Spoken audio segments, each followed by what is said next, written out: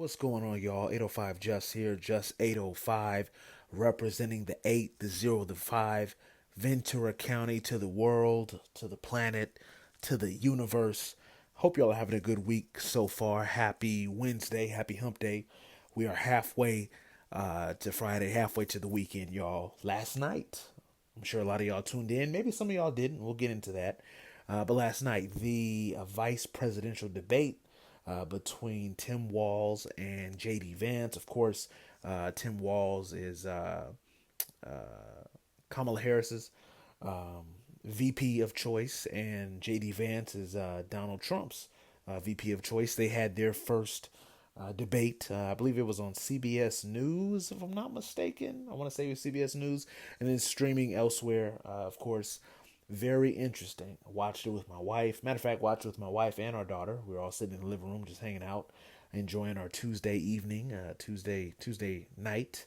Um, let's just get right into it. Right off the bat, I'm gonna say it wasn't as entertaining as Kamala Harris and Donald Trump.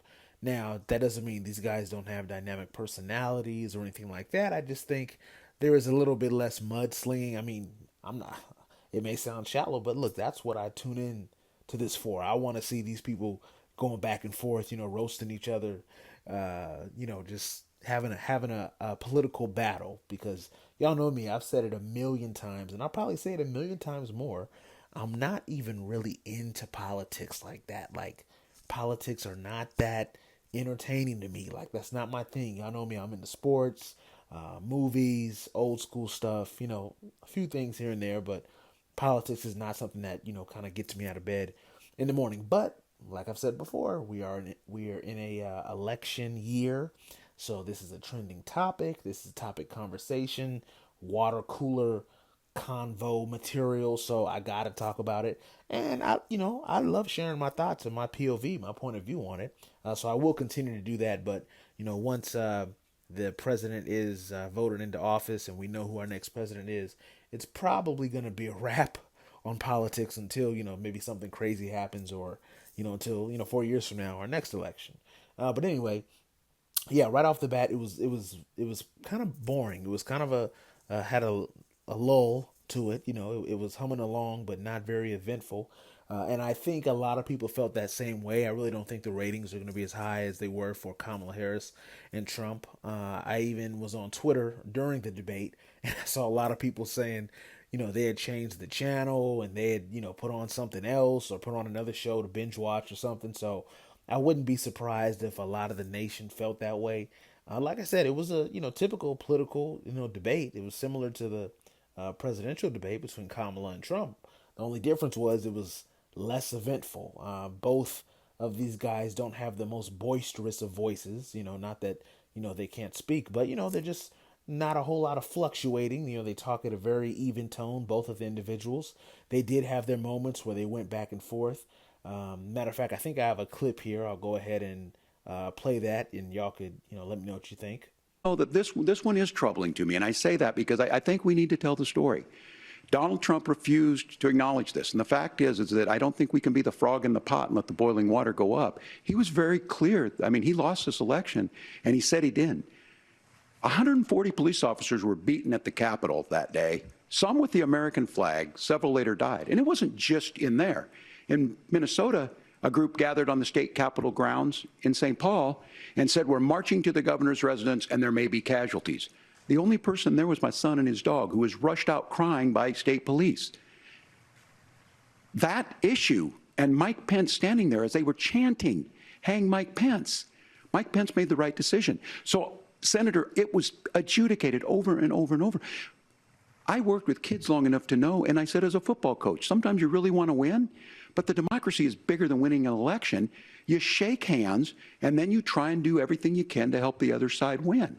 That's what was at stake here. Now, the thing I'm most concerned about is the idea that imprisoning your political opponents, already laying the groundwork for people not accepting this. And a president's words matter.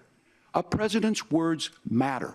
People hear that. So I think this issue of settling our differences at the ballot box shaking hands when we lose, being honest about it, but to deny what happened on January 6th, the first time in American history that a president or anyone tried to overturn a fair election and the peaceful transfer of power. And here we are 4 years later in the same boat. I will tell you this, that when this is over, we need to shake hands this election, and the winner needs to be the winner. This has got to stop. It's tearing our country apart.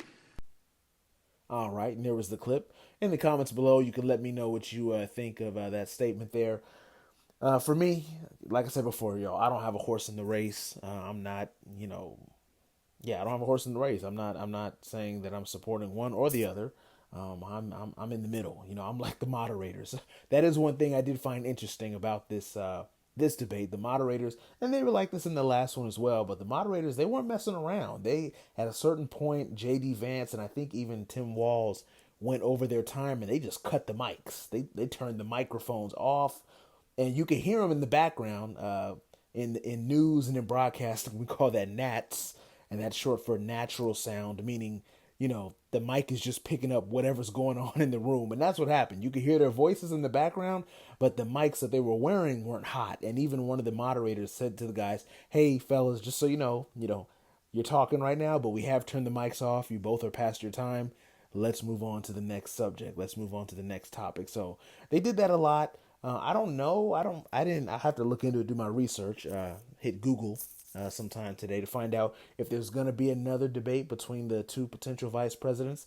I don't think there is. I didn't hear that, but I'll do my Googles, and hopefully I'll get back to y'all on that.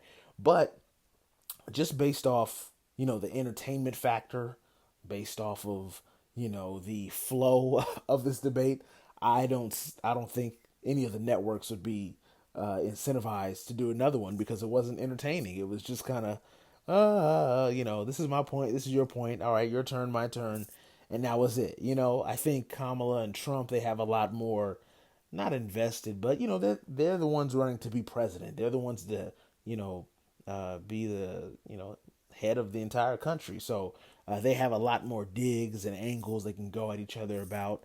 And of course, they both have very interesting personalities. Kamala is very bubbly, loves to laugh and joke, it seems like.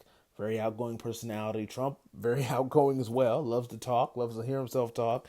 And he doesn't mind, taking jabs at people. He doesn't mind, taking, personal shots and whatnot. So I think that's what made the presidential debate a little bit more interesting. So we'll see if there's any more debates. I know we're done for presidential debates for sure. I don't think Trump and Kamala are going to go at it again at all. And I think it was Trump, if I'm not mistaken, Trump's side said they were done. They're out of it. And I think it's because most people assumed or saw from the last debate, it seemed like Kamala won for the most part. Like she had the upper hand throughout the entire debate and, has some serious momentum right now, especially as she continues to get more and more celebrity endorsements. She got Taylor Swift. I think Beyonce, if I'm not mistaken, I think Beyonce endorsed Kamala Harris and a few other celebrities. So we'll see what happens. Y'all, please comment below. Let me know what y'all think if y'all did watch the debate. If you didn't, let me know if y'all will watch the next one if they have one. Or do y'all think Kamala Harris has momentum? Is she in the lead right now? How does Trump and JD Vance look? What are the chances? Who do y'all plan to vote for? Please feel free to drop down in the comments below. Y'all know I like to hang out in there with y'all. And as always, I appreciate y'all for those who subscribe. All my subscribers. I really appreciate y'all because I know y'all get notifications every time I drop a new video or drop more content. I really appreciate y'all. Thank you so much. And for everybody in general, thank you for the likes. Thank you for the views. I always say we have a good time here. Life is real, but when things are going pretty smooth and there's not too many negative things in the news and in the atmosphere, we like to have a good time and keep things light. So hopefully I did that with this video here. I really appreciate y'all, and I cannot forget, I have to thank our wonderful sponsor. I got to give a big shout out to Mervyn's. Go down to your local Mervyn's if you need anything retail wise.